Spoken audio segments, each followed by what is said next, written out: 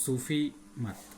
12वीं शताब्दी में अनेक सूफी मत भारत में आकर बस गए थे। सबसे प्रमुख संत शेख मोइनुद्दीन हसन चिश्ती थे, जो 12वीं शताब्दी ईस्वी में भारत में आए थे। सूफीवाद इस्लाम के भीतर ही एक सुधारवादी आंदोलन के रूप में ईरान से शुरू हुआ था। सूफी शब्द की उत्पत्ति अरबी भाषा के शब्द सफ़ा से हुई है। यह विचारधारा कुरान व हदीस पर आधारित थी। सूफी लोग इस्लाम धर्म में रहस्यवादी माने जाते हैं। महिला रहस्यवादी राबिया 8वीं शताब्दी ईस्वी में थी और मंसूर बिन हज्जाज 10वीं शताब्दी ईस्वी में थे। इन जैसे प्रारंभिक सूफी ईश्वर और भक्ति के प्रेम में बल दिया गया था। अल गजाली 12वीं शताब्दी ईस्वी ने रहस्यवाद और इस्लामी परंपरा के बीच में मेल कराने का प्रयास किया था। 12वीं शताब्दी तक भारत में सूफी संप्रदाय लगभग 12 सिलसिलों में विभक्त हो गया था। सूफी विचारधारा में पीर मुरीद का संबंध था।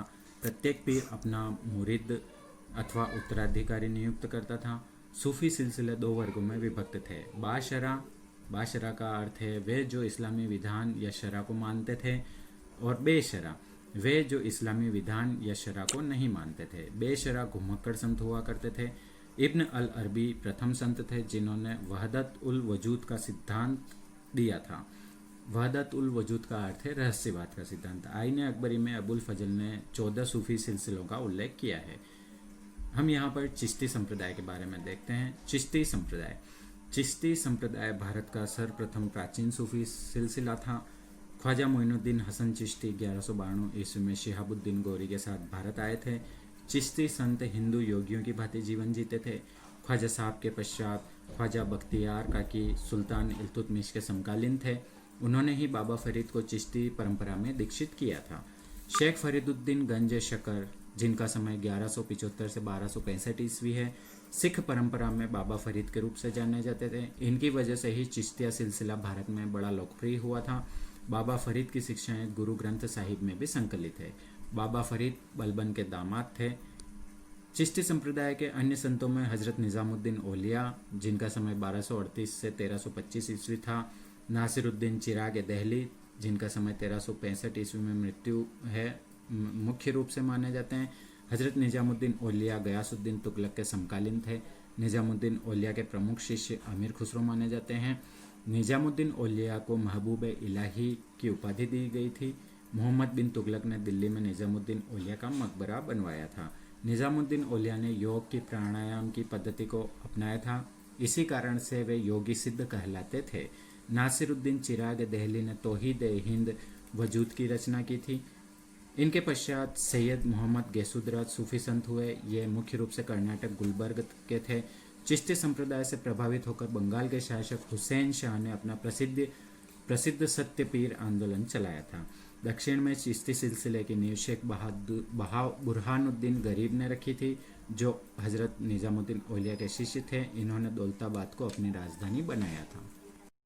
16 महाजनपद, इनका उदय और ये कहाँ स्थित है। 6ठी शताब्दी ईस्वी पूर्व में पूर्वी उत्तर प्रदेश और पश्चिमी बिहार में लोहे का अधिकाधिक इस्तेमाल होने लगा था। बुद्ध के समय लगभग 16 महाजनपदों का जन्म हो चुका था। इसका उल्लेख बौद्ध ग्रंथ अंगुत्तर निकाय में हमको मिलता है तथा जैन ग्रंथ भगवती सूक्त में भी इनका वर्णन मिलता है। हम यदि महाजनपदों की बात करें तो उनकी कुछ राजधानियाँ भी होती थी। इनकी प्रमुख राजधानियाँ या प्रमुख 16 महाजनपद इस प्रकार से हैं। काशी जनपद, इसकी राजधानी वाराणसी थी। कौशल जनपद, इसकी राजधानी श्रावस्ती अथवा अयोध्या थी। अंग जनपद, इसकी राजधानी चंपा थी। मगध जनपद, इसकी राजधानी गिरिव्रज या राजगिरी इसकी राजधानी थी। वज्जी, इसकी राजधानी मिथिला या विदेह। चेदी जनपद, इसकी राजधानी सुक्तिमती थी। मल्ल जनपद, इसकी राजधानी कुशीनारा अथवा पावा थी। वत्स जनपद, इसकी राजधानी कौशाम्बी थी। कुरु जनपद, इसकी राजधानी इंद्रप्रस्थ थी। पांचाल जनपद, इसकी राजधानी पांचाल, उत्तरी पांचाल की तो अहिचत्र थी और दक्षिणी पांचाल की काम्पिल्य थी। मत्स्य जनपद, इसकी राजधानी विराटनगर थी। सूरसेन जनपद, इसकी राजधानी मथुरा थी। अस्मक जनपद, इसकी राजधानी पोटन थी। अवंती जनपद, अवंती में भी 2 थे। उत्तरी अवंती की राजधानी उज्जैनी तथा दक्षिणी अवंती की राजधानी महिष्मती थी। गांधार जनपद, इसकी राजधानी तक्षशिला थी। और अंतिम 16वां महाजनपद या जनपद आप कहें तो कंबोज जनपद था, जिसकी राजधानी लाजपुर या हाटक थी। इन सब में मगध जनपद सबसे अधिक शक्तिशाली था। जैन ग्रंथ भगवती सूक्त में भी 16 महाजनपदों की सूची मिलती है। अस्मक एकमात्र ऐसा जनपद था जो दक्षिण भारत में स्थित था।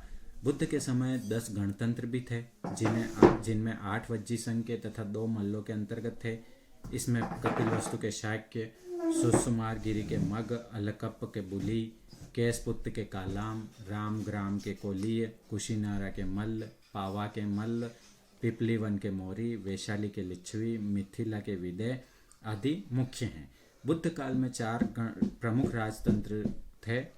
ये थे कौशल, मगध, वत्स एवं अवंती।